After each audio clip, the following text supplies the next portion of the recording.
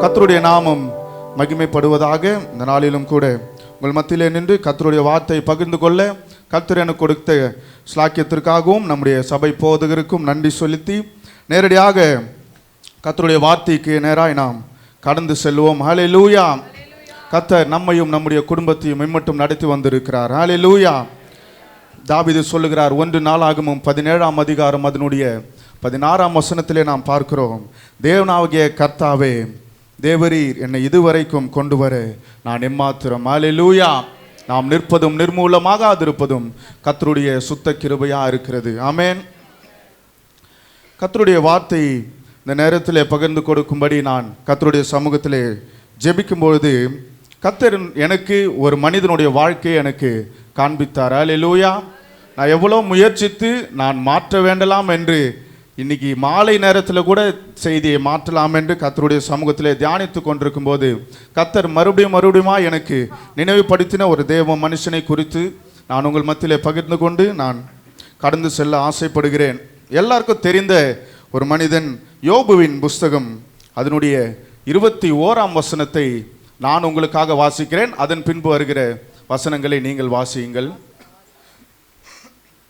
யோபு 1:21 அதனுடைய 2ஆம் பகுதி நீங்கள் வாசித்து பார்ப்பீர்கள் என்றால், யோபு சொல்லுகிறார், கர்த்தர் கொடுத்தார். ஹல்லேலூயா. அந்த கர்த்தர் எடுத்தார நம்ம விட்டுருவோம். கர்த்தருடைய நாமத்திற்கு ஸ்தோத்திரம். ஹல்லேலூயா. யோபு சொல்லுகிறதை நாம் பார்க்கிறோம், கர்த்தர் கொடுத்தார். ஆமென். அப்படியே அந்த அதிகாரத்தினுடைய 1ஆம் வசனத்துக்கு நீங்கள் உங்களுடைய கவனத்தை திருப்புங்கள். இப்போ வாசிங்க பார்க்கலாம். யோபுவை குறித்து 1, 2, 3 வசனங்களை நாம் வாசிக்க கேட்போம். ஊஸ் தேசத்திலே யோபு என்னும் பெயர் கொண்ட ஒரு மனுஷன் இருந்தான். அந்த மனுஷன் உத்தமனும் சன்மார்க்கனும் தேவனுக்கு பயந்து பொல்லாப்புக்கு விலகிறவனுமாயிருந்தான். அவனுக்கு 7 குமாரரும் 3 குமாரத்திகளும் பிறந்தார்கள். அவனுக்கு 7000 ஆடுகளும் 3000 ஒட்டகங்களும் 500 ஏர் மாடுகளும் 500 கழுதைகளும் ஆகிய மிருக ஜீவன்கள் இருந்தது மன்றி திரளான பணிவிடைக்காரரும் இருந்தார்கள். அதனால் அந்த மனுஷன் கிழக்கத்தி புத்திரர் எல்லாரிலும் பெரியவனாயிருந்தான். ஹல்லேலூயா. யோபுவை குறித்து இந்த 1, 2, 3 வசனங்களிலே அவருடைய நிலைமையை குறித்து நாம் பார்க்கிறோம். ஹல்லேலூயா. யோபு என்னும் பெயர் கொண்ட ஒரு மனுஷன் இருந்தான். ஹல்லேலூயா. இந்த நேரத்திலும் கூட யோபு அந்த பெயரை எடுத்துட்டு நீங்க உங்களுடைய பெயரை வைத்தீர்கள் என்றால், திருவள்ளூர் பட்டணத்திலே, எல்லாரும் சொல்லலாமா, திருவள்ளூர் பட்டணத்திலே உங்களுடைய பெயரை நீங்க வச்சு ரிச்சர்ட் என்னும் ஒரு பெயர் கொண்ட ஒரு மனுஷன் இருந்தான். ஹல்லேலூயா. கர்த்தர் யோபுக்கு கொடுத்திருந்த ஆசீர்வாதங்களை நீங்கள் தொடர்ந்து அந்த 2, 3 வசனங்களிலே நீங்கள் வாசித்து பார்க்கும்பொழுது உங்களுக்கு நன்றாய் அது புரிந்திருக்கும். 3ஆம் வசனத்துடைய கடைசி பகுதியை நீங்கள் வாசித்து பார்த்தீர்கள் என்றால், அதனால் அந்த மனுஷன் கிழக்கத்தி புத்திரர் எல்லாரிலும் பெரியவனா இருந்தான். ஹல்லேலூயா. 21ஆம் வசனத்திலே நாம் வாசித்தோம் அல்லவா, கர்த்தர் கொடுத்தார். எந்தெந்த ஆசீர்வாதங்களை கர்த்தர் யோபுவினுடைய வாழ்க்கையிலே கொடுத்திருந்தார் என்பதை இந்த 1, 2, 3 வசனங்களிலே நீங்கள் பார்க்க முடியும். ஆமென். இந்த 1ஆம் வசனத்திலே நீங்கள் வாசித்து பார்த்தீர்கள் என்றால், அதிலே ஆவிக்குரிய ஆசீர்வாதங்களை யோபுவினுடைய வாழ்க்கையிலே கர்த்தர் கொடுத்திருந்தார். ஆமென். நாமும் கர்த்தரை ஆராதிக்கிறோம், கர்த்தரை சேவிக்கிறோம், கர்த்தருடைய சமூகத்திலே பரிசுத்தவான்களாய் நீதிமான்களாய் நாம் காணப்படுகிறோம். ஆமென். நம்முடைய வாழ்க்கையிலும் கூட யோபு என்னும் மனுஷன் உத்தமனும் சன்மார்க்கனும் தேவனுக்கு பயந்து பொல்லாப்புக்கு விலகுறவனுமாய் இருந்தான். ஹல்லேலூயா. இந்த ஆவிக்குரிய ஆசீர்வாதங்களை கர்த்தர் யோபுக்கு கொடுத்திருந்தார். 3ஆம் வசனத்தில் நீங்கள் வாசித்து பார்க்கும்போது உலகத்திற்குரிய அனைத்து பொருளாதார ஆசீர்வாதங்களையும் கர்த்தர் கொடுத்திருந்தார். ஆமென். நம்முடைய கர்த்தர் நலமானதை மாத்திரம் கொடுக்கிற தேவன் அல்ல, அவர் கொடுத்து அவர் நம்மோடு கூட பிரயாணிக்கிற தேவனா இருக்கிறார். ஹல்லேலூயா.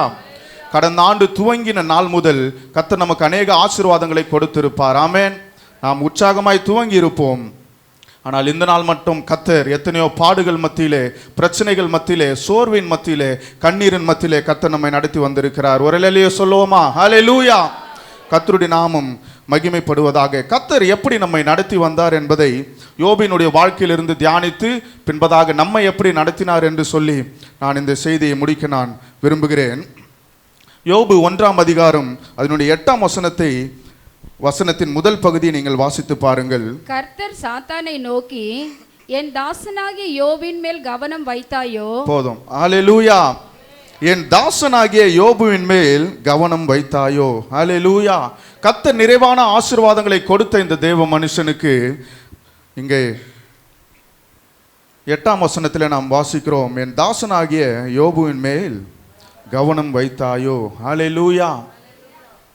கர்த்தரால் நேசிக்கப்பட்ட ஒரு தேவ மனுஷன் தான், கர்த்தரால் அழைக்கப்பட்ட ஒரு தேவ மனுஷன். கர்த்தர் ஆவிக்குரிய ஆசீர்வாதங்களையும் பொருளாதார ஆசீர்வாதங்களையும் கொடுத்து ஆசீர்வாதமா இந்த 3 வசனங்களை யோபை குறித்து சொல்லிவிட்டு அடுத்து 8ஆம் வசனத்திலே நாம் பார்க்கிறோம், இவர் சோதனைக்கு உட்படுத்தப்படுகிறார். கர்த்தர் சாத்தானை நோக்கி, தாசனாகிய யோபுவின் மேல் கவனம் வைத்தாயோ. ஹல்லேலூயா. தொடர்ந்து நீங்க அந்த அதிகாரத்தில் உள்ள 14 முதல் 19 வசனத்தை நாம் வாசிக்க நேரமில்லை. நீங்கள் அதிலே பார்த்தீர்கள் என்றால் யோபுவினுடைய வாழ்க்கையிலே அநேக இழப்புகள், யோபுவினுடைய வாழ்க்கையில் அநேக பிரச்சனைகள், யோபுவினுடைய வாழ்க்கையிலே அநேக கண்ணீர்கள், கவலைகள், போராட்டங்கள். ஆமென். நம்முடைய வாழ்க்கையில் அப்படிப்பட்ட பிரச்சனைகள் இல்லாமல் கர்த்தர் நடத்தி வந்திருக்கிறார். கர்த்தரை நாம் ஸ்தோத்தரிப்போம். ஆனால் யோபுவினுடைய வாழ்க்கையிலே எவ்வளவு போராட்டங்களை நீங்கள் அந்த வசனத்தை நேரம் கிடைக்குமானால் வீடுகளில் நீங்கள் வாசித்து பார்க்கலாம். அவ்வளோ பிரச்சனையின் மத்தியிலும் 21ஆம் வசனத்திலே யோபு சொல்லுகிறார், கர்த்தர் கொடுத்தார், கர்த்தருடைய நாமத்திற்கு ஸ்தோத்திரம். ஹல்லேலூயா. அவருடைய நிலைமை நீங்கள் 20ஆம் வசனத்தில் நீங்கள் பார்க்கும்பொழுது, அவர் எழுந்திருந்து தன் சால்வையை கிழித்து தன் தலையை சிரைத்து தரையிலே விழுந்து பணிந்து. ஹல்லேலூயா. இவ்வளோ பிரச்சனைகள், இவ்வளோ கஷ்டத்தின் மத்தியிலே, இவ்வளோ கண்ணீரின் பாதையிலே யோபு நடந்து கொண்டு வந்த அந்த நேரத்திலும் கூட அவர் 21ஆம் வசனத்துடைய கடைசி பகுதியிலே சொல்லுகிறார், கர்த்தருடைய நாமத்திற்கு ஸ்தோத்திரம். ஹல்லேலூயா. யோபுனுடைய வாழ்க்கையிலே அங்கே ஒரு துதியை நாம் பார்க்கிறோம். ஆமென். கர்த்தர் யோபுக்கு கொடுத்திருந்த ஆசீர்வாதங்களை நினைத்து அவர் சொல்லுகிறார், கர்த்தருடைய நாமத்திற்கு ஸ்தோத்திரம். ஹல்லேலூயா. யோபுவை அப்படிப்பட்ட நிலைமையிலே நிற்க வைத்து அந்த வார்த்தையை சொல்ல வைத்தது கர்த்தருடைய கிருபை. ஆமென். கர்த்தருடைய கிருபை யோபுவை நிலைநிறுத்தினது. கர்த்தருடைய கிருபை யோபுவை துதிக்க வைத்தது. ஹல்லேலூயா. 2 கொரிந்தியர் 12ஆம் அதிகாரம் அதனுடைய 9ஆம் வசனத்தை நீங்கள் வாசித்து பார்க்கும்போது, 2 கொரிந்தியர் 12ஆம் அதிகாரம் 9ஆம் வசனம். அதற்கு அவர், என் கிருபை உனக்கு போதும், பலவீனத்திலே என் பலம் பூரணமாய் விளங்கும் என்றார். ஆமென். போதும் சிஸ்டர், என் கிருபை உனக்கு போதும், பலவீனத்திலே என் பலன் பூரணமாய் விளங்கும் என்றார். அதனுடைய 7, 8ஆம் வசனங்களை நாம் வாசிப்போம். அன்றியும் எனக்கு வெளிப்படுத்தப்பட்டவைகளுக்குரிய மேன்மை நிமித்தம் நான் என்னை உயர்த்தாதபடிக்கு என் மாம்சத்திலே ஒரு முள் கொடுக்கப்பட்டிருக்கிறது. என்னை நான் உயர்த்தாதபடிக்கு அது என்னை குட்டும் சாத்தானுடைய தூதனாய் இருக்கிறது. அது என்னை விட்டு நீங்கும்படிக்கு நான் 3 தரம் கர்த்தரிடத்தில் வேண்டிக் கொண்டேன். ஆமென். நீங்க பவுல் சொல்லுகிறதை நாம் பார்க்கிறோம். அதற்கு கர்த்தர் சோதனைக்கு உட்படுத்தாமல் கர்த்தர் சொல்லுகிறார், என் கிருபை உனக்கு போதும். ஹல்லேலூயா. யோபுவினுடைய வாழ்க்கையில நாம் பார்க்கிறோம், எவ்வளவு பிரச்சனைகள் வந்தாலும், எவ்வளவு போராட்டங்கள் வந்தாலும் கர்த்தருடைய கிருபை அவருடைய வாயிலிருந்து துதியை உண்டு பண்ணினது. ஆமென். இந்த நாட்களிலும் கூட கடந்த ஆண்டு துவங்கின நாள் முதல் நாம் எத்தனையோ பிரச்சனைகளை நாம் கடந்து வந்திருப்போம், எத்தனையோ போராட்டங்களை கடந்து வந்திருப்போம், எத்தனையோ பலவீனத்தை நாம் கடந்து வந்திருப்போம். ஆமென். ஜனவரி 1ஆம் தேதி நாம் அற்புதமாய் கர்த்தருடைய சமூகத்திலே துவங்கினது உண்மைதான். அநேக ஆசீர்வாதங்களை கர்த்தர் கொடுத்தார், உண்மைதான். ஆனால் சில வேளைகளிலே இடைப்பட்ட காலத்திலே நமக்கு ஏற்பட்ட பலவீனத்தினாலே, சோர்வினாலே, அழுகையினாலே, கஷ்டத்தினாலே நாம் சோர்ந்து போன நேரங்கள் எல்லாம் கர்த்தருடைய கிருபை நம்மை தாங்கினது. ஹல்லேலூயா. எத்தனை பேர் விசுவாசிக்கிறீங்க? ஆமென். எவ்வளவு கஷ்டம் வந்த போதிலும் அந்த கிருபை நம்மை நிலைநிறுத்தினது. எவ்வளவு கஷ்டம் வந்த போதிலும் அந்த கிருபை நம்மை நடத்தினது. ஹல்லேலூயா. அதை தான் நாம் வாசிக்கிறோம். புலம்பல் 3, 22, 23 எல்லாருக்கும் தெரிஞ்ச வசனம் தான், நான் நிற்பதும் நிர்மூலமாகாமல் இருப்பதும் அவருடைய கிருபையே. ஹல்லேலூயா. அவைகள் காலைதோறும் புதியவைகள். ஆமென். புதிய கிருபைகளை தினம் தினம் நமக்கு தந்து நடத்துகிற தேவனா இருக்கிறார். ஆமென். யாக்கோபு 4ஆம் அதிகாரம் அதில் உள்ள 6ஆம் வசனத்தை வாசிப்போம். யாக்கோபு 4:6. அவர் அதிகமான கிருபையை அளிக்கிறாரே, ஆதலால் தேவன் பெருமை உள்ளவர்களுக்கு எதிர்த்து நிற்கிறார், தாழ்மை உள்ளவர்களுக்கோ கிருபை அளிக்கிறார் என்று சொல்லி இருக்கிறது. ஹல்லேலூயா. நம்முடைய தேவன் எப்படிப்பட்ட தேவனா இருக்கிறார்? கிருபைகளை அதிகமாய் அளிக்கிற தேவனா இருக்கிறார். ஆமென்.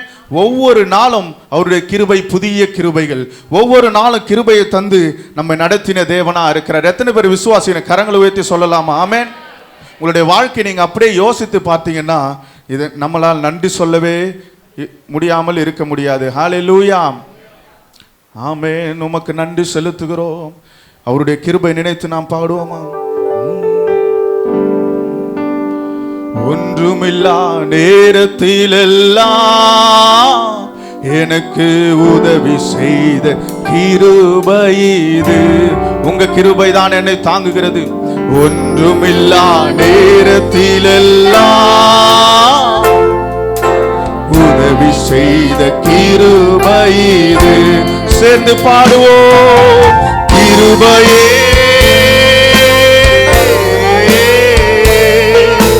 மாறாத. பிரச்சனையிலே தாங்கின கிருபை, கண்ணீரிலே நடத்தின கிருபை, பலவீனத்திலே தாங்கின கிருபை, சோர்ந்து போன நேரமெல்லாம் ஹல்லேலூயா. மாறாத உங்க கிருபைதான், உங்க கிருபைதான் என்னை தாங்கு. It's purely by your grace and grace alone. என்னை நடத்துகின்றது உங்க கிருபைதான் தாங்குகின்றது.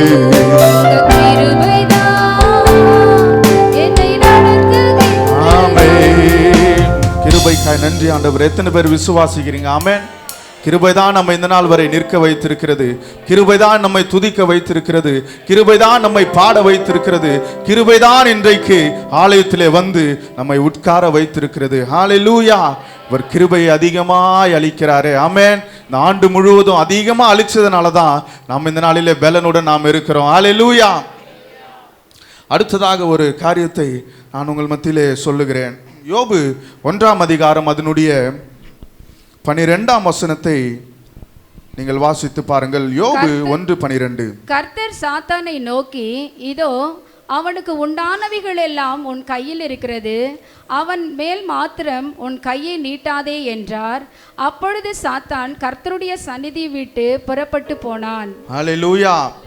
கர்த்தர் சாத்தானை நோக்கி, இதோ அவனுக்கு உண்டானவைகள் எல்லாம் உன் கையில் இருக்கிறது. ஹல்லேலூயா.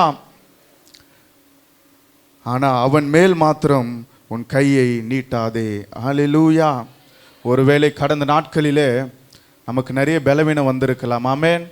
மன சோர்வு வந்திருக்கலாம், கண்ணீர் வந்திருக்கலாம். ஹல்லேலூயா. எத்தனையோ பிரச்சனைகளை சாத்தான் கொண்டு வந்திருக்கலாம்.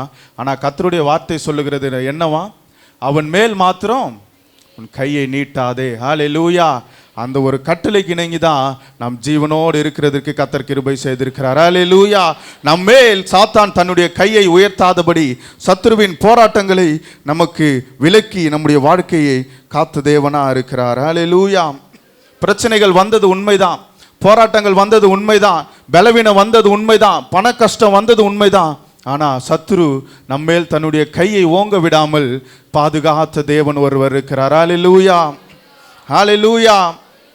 சத்ருவின் கண் படாமல் பாதுகாத்த தேவன் அவர். சத்ரு நம்மேல் கை வைக்க விடாமல் நம்மை நேர்த்தியாய் நடத்தினாரே. ஹல்லேலூயா. லூக்கா 22ஆம் அதிகாரம் அதனுடைய 31-32 வசனங்களை வாசித்து பாருங்கள். லூக்கா எழுதின சுவிசேஷம் 22ஆம் அதிகாரம் 31-32. பின்னும் கர்த்தர், சீமோனே சீமோனே, இதோ கோதுமையை சுளையினால் புடைக்கிறது போல சாத்தான் உங்களை புடைக்கிறதற்கு உத்தரவு கேட்டுக்கொண்டான். நானோ உன் விசுவாசம் ஒழிந்து போகாதபடிக்கு உனக்காக வேண்டிக் கொண்டேன். நீ குணப்பட்ட பின்பு உன் சகோதரரை ஸ்திரப்படுத்து என்றார். போதும். அந்த 31ஆம் வசனத்திலே நீங்கள் வாசித்து பார்த்தீர்கள் என்றால், இதோ கோதுமை சுலகினால் புடைக்கிறது போல சாத்தான் உங்களை புடைக்கிறதற்கு உத்தரவு கேட்டுக்கொண்டான். ஹல்லேலூயா. அப்படி சாத்தான் உத்தரவு கேட்டாலும் கர்த்தருடைய வசனம் சொல்லுகிறது, அவன் மேல் உன் கையை வைக்காதே. ஹல்லேலூயா. ஒருவேளை பிரச்சனை வந்தது உண்மையா இருக்கலாம், எத்தனையோ போராட்டங்கள் வந்தது உண்மையா இருக்கலாம், நம்முடைய கண்களில் இருந்து கண்ணீர் வந்தது உண்மையா இருக்கலாம். ஆனா கர்த்தருடைய வார்த்தை சொல்லுகிறது, அவன் மேல் என் கையை வைக்காதே. ஹல்லேலூயா. நம்முடைய ஜீவனோடு பாதுகாத்தது கர்த்தருடைய கிருபையா இருக்கிறது. ஆமென். சங்கீதம் 91 அதனுடைய 4ஆம் வசனத்தை நீங்கள் வாசித்து பாருங்கள். அவர் தமது சிறகுகளாலே உன்னை மூடுவார். அவர் செட்டைகளின் கீழே அடைக்கலம் புகுவாய். அவருடைய சத்தியம் உனக்கு பரிசையும் கேடகமாகும். ஹல்லேலூயா. சிறகுகளாலே நம்மை மூடி மறைத்து நம்மை பாதுகாத்து தேவனா இருக்கிறார். ஒரு சம்பவத்தை உங்களுக்கு நான் காண்பிக்க விரும்புகிறேன். மத்தேயு எழுதின சுவிசேஷம் 8ஆம் அதிகாரம் அதனுடைய 25ஆம் வசனத்தை நீங்கள் வாசித்து பாருங்கள். நமக்கு அங்கே ஒரு காரியம் நடக்கிறது, அது நம்முடைய வாழ்க்கைக்கு பிரயோஜனமா இருக்கும். அப்பொழுது அவருடைய சீஷர்கள் வந்து அவரை எழுப்பி, ஆண்டவரே, எங்களை ரட்சியும், மடிந்து போகிறோம் என்றார்கள். ஆமென். இயேசுவும் சீஷர்களும் படகிலே சென்று கொண்டிருக்கிறார்கள். அங்கே கடலிலே இயற்கை சீற்றம் அதிகமா இருக்கிறது. அப்போ சீஷர்கள் இயேசுவை பார்த்து என்ன சொல்றாங்க? அவர் எழுப்பி, ஆண்டவரே, எங்களை ரட்சியும், நாங்கள் மடிந்து போகிறோம் என்கிறார்கள். ஹல்லேலூயா. சத்ரு சில நேரங்கள் நம்ம மேல் கண் வைத்தது உண்மைதான். மடிந்து போகிற சூழ்நிலை மேலே நாம் தள்ளப்பட்டிருக்கலாம். ஆனால் கர்த்தருடைய வசனம் சொல்லுகிறது, அவன் மேல் உன் கையை நீட்டாதே. ஹல்லேலூயா. அங்க கையை நீட்டாதனால தான் கர்த்தர் அவர்களை பாதுகாத்தார். ஆமென். மடிந்து போகிற சூழ்நிலைமை தான், ஆனால் கர்த்தர் அவர்களை மடங்கடிக்க விடவில்லை. அவர் எழுந்து இயற்கையை அதட்டினார், கடலை அதட்டினார். ஹல்லேலூயா. ஒருவேளை நம்முடைய வாழ்க்கையிலும் கூட அப்படிப்பட்ட சூழ்நிலை, மரணத்துக்கு ஏதுவாய் சில நேரத்தில் நாம் கடந்து சென்றிருக்கலாம்.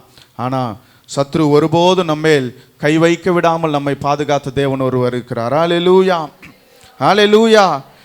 சீஷர்கள் பார்த்தீங்கன்னா, ஐயரே, நாங்கள் மடிந்து போகிறோம், அப்படிப்பட்ட சூழ்நிலை, கொஞ்சம் விட்டால் நாங்கள் செத்து போயிடும் ஆண்டவரேன்னு மட்டும்தான் சொல்லலை. பைபிளில் ரொம்ப அழகாக எழுதியிருக்கிறாங்க, மடிந்து போகிறோம் என்று. அப்படிப்பட்ட சூழ்நிலை கூட நாம் தள்ளப்பட்டிருக்கலாம். ஆனால் கர்த்தர் நம்மை பார்த்து சொல்லுகிறார், அவன் மேல் என் கையை வைக்காதே. ஹல்லேலூயா. அப்படி சத்ரு நம்மேல் கை வைக்காதனால தான் நாம் இன்றைக்கும் நின்று கொண்டிருக்கிறோம். நாம் இன்றைக்கும் கர்த்தரை துதித்து கொண்டிருக்கிறோம். ஒருவேளை அழிந்து போகிற சூழ்நிலை வந்திருக்கலாம், இல்லாமைகள் வந்திருக்கலாம், தரித்திரங்கள் வந்திருக்கலாம். ஆனால் கர்த்தர் சொல்றாரு, உன் கையை உன் மேல் நீட்டாதே. ஹல்லேலூயா. ஹல்லேலூயா. ஹல்லேலூயா. நமக்கு விரோதமாய் உருவாக்கப்படுகிற எந்த ஆயுதமும் அது வாய்க்காதே போகும். எத்தனை பேர் நம்புறீங்க? நல்லா கரங்களை தட்டி. உனக்கு விரோதமாய் எழும்புவார்கள், ஆனாலும் உன்னை மேற்கொள்ள முடியாது. எனக்கு விரோதமாய் எழும்புவார்கள், ஆனாலும் என்னை காத்திட என் கொம்பை உயர்த்தினீரே, என் தலையை உயர்த்திடுவார். என்னை காத்திட என்னோடு இருக்கின்றார், என் தலையை. எனக்கு விரோதமாய் எழும்புவார்கள், ஆனாலும் என்னை எந்த சத்துருவின் போராட்டம் மேற்கொள்ள முடியாது. ஆனாலும் உன்னை மேற்கொள்ள முடியாது. என்னை காத்திட என்னோடு இருக்கின்றார், என் தலையை உயர்த்தினார். என்னை காத்திட என்னோடு இருக்கின்றார், என் தலையை உயர்த்திடுவார். நல்ல கரங்களை தட்டி. நமக்கு விரோதமாய் உருவாக்கப்படும் எந்த ஆயுதமும் அது வாய்க்காதே போகிறதா இருக்கிறது. ஹல்லேலூயா. மூன்றாவதாக ஒரு காரியத்தை நாம் வாசிக்க கேட்போம். யோபினுடைய 42ஆம் அதிகாரம் அதனுடைய 10ஆம் வசனத்தின் முதல் பகுதியை நீங்கள் வாசித்து பாருங்கள். யோபு 42:10. யோபு தன் சிநேகிதருக்காக வேண்டுதல் செய்தபொழுது கர்த்தர் அவன் சிறையிருப்பை மாற்றினார். ஆமென். கர்த்தர் யோபுவின் சிறையிருப்பை மாற்றினார். ஹல்லேலூயா. கர்த்தர் இந்த நாளிலே நம்முடைய சிறையிருப்பையும் மாற்றி நமக்கு சமாதானத்தை தந்து நடத்தி இருக்கிறார். எத்தனை பேர் விசுவாசிக்கிறீங்க? ஹல்லேலூயா. நல்ல கரங்களை தட்டி. அந்த சமாதானத்தின் தேவன் தாமே நம்மோடு இருந்து நம்மை நடத்தினார். யோபுவின் சிறையிருப்பை மாற்றினது போல இந்த நாளிலும், இந்த நாள் வரைக்கும் நம்மை நடத்தினாரே, சிறையிருப்பை மாற்றி நடத்தினாரே. ஹல்லேலூயா. ஒரு மாற்றம் உண்டாச்சுன்னா நம்முடைய வாழ்க்கையிலே சமாதானம் உண்டாகும். ஆமென். கர்த்தர் நம்முடைய வாழ்க்கையிலே சிறையிருப்பை மாற்றி சமாதானமா இந்த நாள் வரை நடத்தி வைத்திருக்கிறார். ஹல்லேலூயா. நடக்க வைத்திருக்கிறார். ஆமென். போராட்டங்கள் வந்திருந்த பொழுதிலும் ஹalleluya அதை மாற்றின தேவன் அவர். பலவீனம் வந்த பொழுதிலும் மாற்றின தேவன் அவர். கஷ்டங்கள் வந்த பொழுதிலும் மாற்றின தேவன் அவர். ஹalleluya. இல்லாமைகள் வந்த போதும் யோபுவின் சிறையிருப்பை மாற்றினது போல இந்த நாளிலே நம்முடைய சிறையிருப்பை மாற்றி இந்த 2024ஆம் ஆண்டின் கடைசி மணித்துளியிலே கர்த்தர் நம்மை கொண்டு வந்திருக்கிறாரே, சமாதானமாய் நிற்க வைத்தாரே. ஹalleluya. சங்கீதம் 17ஆம் அதிகாரம் அதனுடைய 7ஆம் வசனத்தை வாசித்து பார்ப்போம். சங்கீதம் 14:7. சீயோனிலிருந்து இஸ்ரவேலுக்கு ரட்சிப்பு வருவதாக. கர்த்தர் தம்முடைய ஜனத்தின் சிறையிருப்பை திருப்பும் போது யாக்கோபுக்கு களிப்பும் இஸ்ரவேலுக்கு மகிழ்ச்சியும் உண்டாகும். ஆமென். கர்த்தர் தம்முடைய ஜனத்தின் சிறையிருப்பை திருப்பும் பொழுது யாக்கோபுக்கு களிப்பும் இஸ்ரவேலுக்கு மகிழ்ச்சியும் உண்டாகும். ஹalleluya. சிறையிருப்பை திருப்பி மகிழ்ச்சியாய் நம்மை சமாதானத்தோட இந்த நாள் வரை நடத்தி வந்திருக்கிறார். ஹalleluya. சில நேரங்கள் நம்முடைய வாழ்க்கையில குழப்பங்கள் வந்தது உண்மைதான். ஆமென். அநேக இடத்துல எப்படி முடிவெடுப்பது என்று தெரியாமல் திகைத்து கொண்டிருந்த நேரத்தில் கர்த்தர் சமாதானமாய் நம்மை நடத்தி இருக்கிறார். எத்தனை பேர் விசுவாசிக்கிறீங்க? ஹalleluya. அநேக இடங்களில் முடிவெடுக்க முடியாமல் நாம் தவித்து கொண்டிருந்த வேளையிலே கர்த்தர் நம்மை சமாதானமாய் நடத்தினார். ஹalleluya. நான் வேகமாக கடந்து செல்லுகிறேன். அதே 42ஆம் அதிகாரத்தில் 4ஆவதாக ஒரு காரியத்தை உங்கள் மத்தியிலே நான் சொல்லுகிறேன். 42ஆம் அதிகாரம் அதனுடைய 2, 3, 4 வசனங்களை நீங்கள் வாசித்து பாருங்கள். அப்பொழுது யோபு கர்த்தருக்கு பிரத்யுத்தரமாக 42, 2, 3, 4. தேவரீர் சகலத்தையும் செய்ய வல்லவர், நீர் செய்ய நினைத்தது தடைப்படாது என்பதை அறிந்திருக்கிறேன்.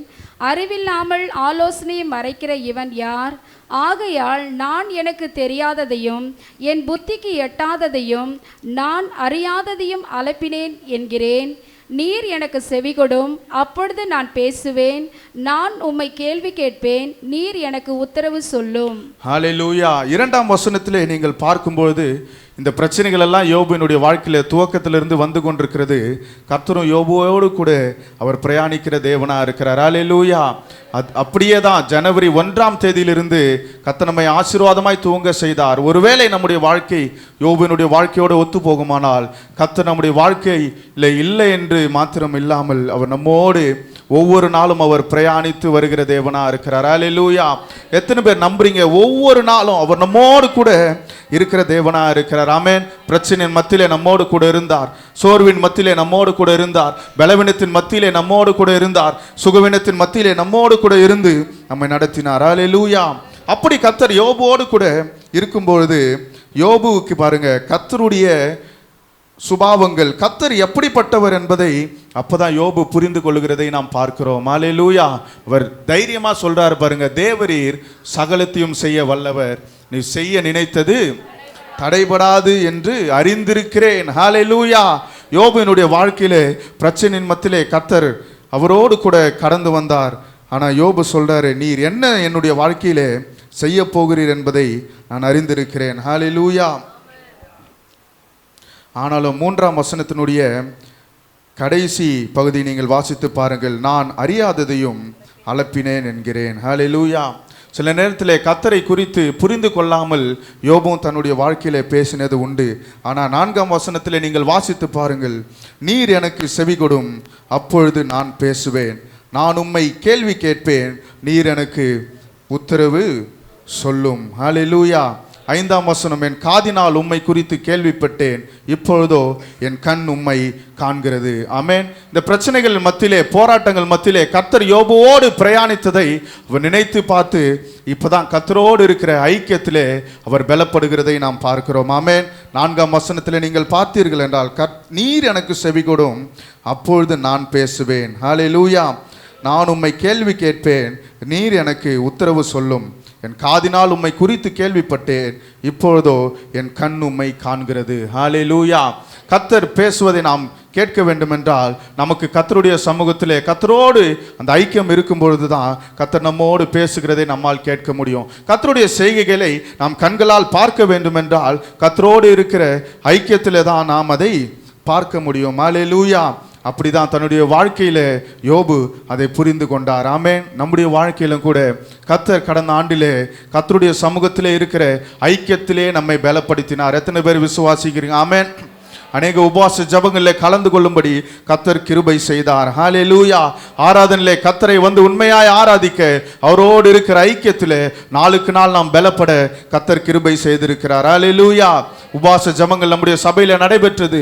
அநேகர் வந்து கலந்து கொண்டு கர்த்தரோடு இருக்கிற ஐக்கியத்திலே நீங்கள் வளர்ந்தீர்கள், நீங்கள் பலப்பட்டீர்கள். ஹல்லேலூயா. நான்காவதாக யோபினுடைய வாழ்க்கையிலிருந்து நாம் என்ன கற்றுக்கொண்டோம் என்றால், யோபு ஐக்கியத்திலே பலப்படுத்தப்பட்டார். ஹல்லேலூயா. நம்முடைய வாழ்க்கையிலும் கூட கடந்த ஆண்டில் நம்மை கர்த்தர் அவரோடு இருக்கிற ஐக்கியத்திலே பலப்படுத்தி நம்மை இந்த நாள் வரை நடத்தி வந்திருக்கிறார். ஹல்லேலூயா. எத்தனை பேர் விசுவாசிக்கிறீங்க? ஆமென். எத்தனை பேர் சொல்ல முடியும், நான் கர்த்தருக்குள்ளே நான் வளர்ந்திருக்கிறேன், கடந்த ஆண்டு முழுவதும் கர்த்தர் என்னை நடத்தினார், விசுவாசத்திலே நான் வளர்ந்திருக்கிறேன். ஹல்லேலூயா. முதலாவது நாம் பார்த்தோம், கர்த்தர் கிருபை தந்து நம்மை நடத்தினார். அடுத்தது நாம் பார்த்தோம், கர்த்தர் பாதுகாப்பை தந்து நடத்தினார். மூன்றாவதாக கர்த்தர் நமக்கு சமாதானத்தை தந்து நடத்தினார். நான்காவதாக நம்மை அவரோடு இருக்கிற ஐக்கியத்திலே கடந்த ஆண்டு முழுவதும் நம்மை பலப்படுத்தினார். அடுத்து நாம் செய்தியினுடைய கடைசி பகுதிக்கு நாம் கடந்து வந்திருக்கிறோம். அது யோபினுடைய அந்த புஸ்தகத்தின் 42ஆம் அதிகாரம் அதனுடைய 10ஆம் வசனத்தின் 2ஆம் பகுதியை நீங்கள் வாசித்து பாருங்கள். கர்த்தர் அவன் சிறையிருப்பை மாற்றினார். யோபுக்கு முன்னிருந்த எல்லாவற்றை பார்க்கிலும் இரட்டத்தனையாய் கர்த்தர் அவனுக்கு தந்தருளினார். ஹல்லேலூயா. யோபுக்கு முன்னிருந்த எல்லாவற்றை பார்க்கிலும் இரட்டத்தனையாய் கர்த்தர் அவனுக்கு தந்தருளினார். ஹல்லேலூயா. இவ்வளவு பிரச்சனைகள் போராட்டங்கள் மத்தியிலே கடந்து வந்த யோபுக்கு இங்க கர்த்தர் என்ன செய்கிறார்? ஆசீர்வாதத்தை கட்டளையிடுகிறதை நாம் பார்க்கிறோம். ஹல்லேலூயா. முன்னிருந்ததை பார்க்கிறோம், இரட்டத்தனையாய் கர்த்தர் கொடுக்கிற தேவனா இருக்கிறார். ஆமென். இரட்டத்தனையாய் நம்மை ஆசீர்வதிக்க போகிறார். ஹல்லேலூயா. யோவேல் 2ஆம் அதிகாரம் 26ஆம் வசனத்தை நீங்கள் வாசித்து பாருங்கள். யோவேல் 2ஆம் அதிகாரம் 26ஆம் வசனம். நீங்கள் சம்பூரணமாய் சாப்பிட்டு திருப்தி அடைந்து உங்களை அதிசயமாய் நடத்தி வந்த உங்கள் தேவனாகிய கர்த்தருடைய நாமத்தை துதிப்பீர்கள். என் ஜனங்கள் ஒருபோதும் வெட்கப்பட்டு போவதில்லை. ஹல்லேலூயா. நம்மை அதிசயமாய் நடத்தி வந்த தேவன் இப்போது நம்ம எங்கே கொண்டு வந்து நிறுத்தி இருக்கிறார்? ஹல்லேலூயா. 2025ஆம் ஆண்டினுடைய ஆரம்பத்திலே நாம் வந்து நின்று கொண்டிருக்கிறோம். இன்னும் 10 நிமிடத்திலே புதிய ஆண்டுக்குள் நாம் பிரவேசிக்க போகிறோம். ஹல்லேலூயா. இந்த புதிய ஆண்டிலே கர்த்தர் எங்கே கொண்டு வந்து நம்மை நிறுத்தி இருக்கிறார் என்றால், யோபுடைய வாழ்க்கையிலே இரட்டிப்பான நன்மைகளை பெறுகிற ஆசீர்வாதத்திலே நம்மை கொண்டு வந்து நிறுத்தி இருக்கிறார். ஹல்லேலூயா. யோபுடைய வாழ்க்கையிலே அவருடைய வாழ்க்கையை புரட்டி போட்ட ஒரு காரியத்தை நீங்கள் அங்கே பார்க்கலாம். ஆமென். துவக்கத்திலே 1, 2, 3 வசனங்களிலே நீங்கள் வாசித்து பார்த்தீர்கள் அல்லவா, யோபு எப்படிப்பட்டவராக இருந்தார். அதே நீங்கள் 42ஆம் அதிகாரத்தின் 12ஆம் வசனத்தை நீங்கள் வாசித்து பாருங்கள். யோபு 42:12. கர்த்தர் யோபின் முன் நிலைமையை பார்க்கிலும் அவன் பின் நிலைமையை ஆசீர்வதித்தார். 10,000 ஆடுகளும் 6,000 ஒட்டகங்களும் 1000 ஏர் மாடுகளும் 1000 கழுதைகளும் அவனுக்கு உண்டாயின. ஹல்லேலூயா. ஆசீர்வதித்தார். 14 ஆடுகளும் ஒட்டகங்களும் ஏர்மாடுகளும் கழுதைகளும் அவனுக்கு உண்டாயின. அதே நீங்க 3ஆம் வசனத்தை மறுபடியும் நீங்க வாசித்து பாருங்க. அறிவில்லாமல் ஆலோசனை மறைக்கிற இவன் யார்? 1ஆம் அதிகாரம் 3ஆம் வசனம். யோபு 1:3. அவனுக்கு 7,000 ஆடுகளும் 3,000 ஒட்டகங்களும் 500 ஏர்மாடுகளும் 500 கழுதைகளும் ஆகிய மிருக ஜீவன்கள் இருந்ததும் அன்றி திரளான பணிவிடைக்காரரும் இருந்தார்கள். அதனால் அந்த மனுஷன் கிழக்கத்தி புத்திரர் எல்லாரிலும் பெரியவனாய் இருந்தான். ஹல்லேலூயா. துவக்கத்தில் இருந்த அனைத்து ஆசீர்வாதங்களும் அந்த வழியிலே கர்த்தர் அவனோடு பிரயாணித்து கிருபையாய் நடத்தி சமாதானத்தை தந்து ஹல்லேலூயா பாதுகாத்து நடத்தி 42ஆம் அதிகாரத்தில் அதனுடைய 12ஆம் வசனத்தை நீங்கள் வாசிக்கும் பொழுது அதே ஆசீர்வாதங்களை கர்த்தர் இங்க கொடுத்து நடத்தி இருக்கிறார். நல்ல கரங்களை தட்டி ஆமென். ஒருவேளை 2024 துவக்கத்தில் இருந்த ஆசீர்வாதங்களை நீங்கள் ஒருவேளை இடைப்பட்ட காலத்தில் இழந்திருக்கலாம். ஒருவேளை உங்கள் சுகத்தை நீங்கள் இழந்திருக்கலாம். ஒருவேளை உங்கள் பொருளாதாரத்தை இழந்திருக்கலாம். அதே ஆவியானவர் 1ஆம் அதிகாரத்தில் யோபுவை ஆசீர்வதித்து வைத்த ஆவியானவர் அதே 42ஆம் அதிகாரத்தின் 12ஆம் வசனத்தில் நாம் வாசிக்கிறோம். அதே ஆடுகள், அதே மாடுகள், அதே ஒட்டகங்கள், அதே கழுதைகள் அவனுக்கு உண்டாயிருந்தன. அனைத்து ஆசீர்வாதங்களையும் இரட்டத்தனையாய் கர்த்தர் யோபுவினுடைய வாழ்க்கையிலே கட்டளையிட்டார். ஹல்லேலூயா. அந்த 1:3 நாம் வாசித்து பார்க்கிறோம். கிழக்கத்தி புத்திரர் எல்லாரிலும் யோபு பெரியவனா இருந்தான். ஹல்லேலூயா. அதே போல யோபுவினுடைய குமாரத்திகளை குறித்து நாம் 15ஆம் வசனத்தில் நாம் வாசிக்கிறோம். அந்த 15ஆம் வசனத்தை வாசித்து பாருங்க. 42:15. தேசத்தில் எங்கும் யோபுவின் குமாரத்திகளை யோபுவினுடைய வாழ்க்கை முடிகிறது. ஹல்லேலூயா. யோபு நெடுநாள் இருந்து பூரண வயதுள்ளவனாய், ஹல்லேலூயா, பூரண ஆசீர்வாதங்களை யோபுவினுடைய வாழ்க்கையிலே கட்டளையிட்டது போல இடைப்பட்ட காலத்திலே வந்த பிரச்சனைகள் உண்மைதான். இடைப்பட்ட காலத்திலே நமக்கு போராட்டங்கள் வந்திருக்கலாம், இடைப்பட்ட காலத்திலே கஷ்டங்கள் வந்திருக்கலாம், இடைப்பட்ட காலத்திலே பலவீனங்கள் வந்திருக்கலாம், இடைப்பட்ட காலத்திலே சுகவீனம் நம்மை தாக்கி இருக்கலாம், மருத்துவமனையில கூட நாம் சில நேரங்களில் அனுமதிக்கப்பட்டிருக்கலாம்.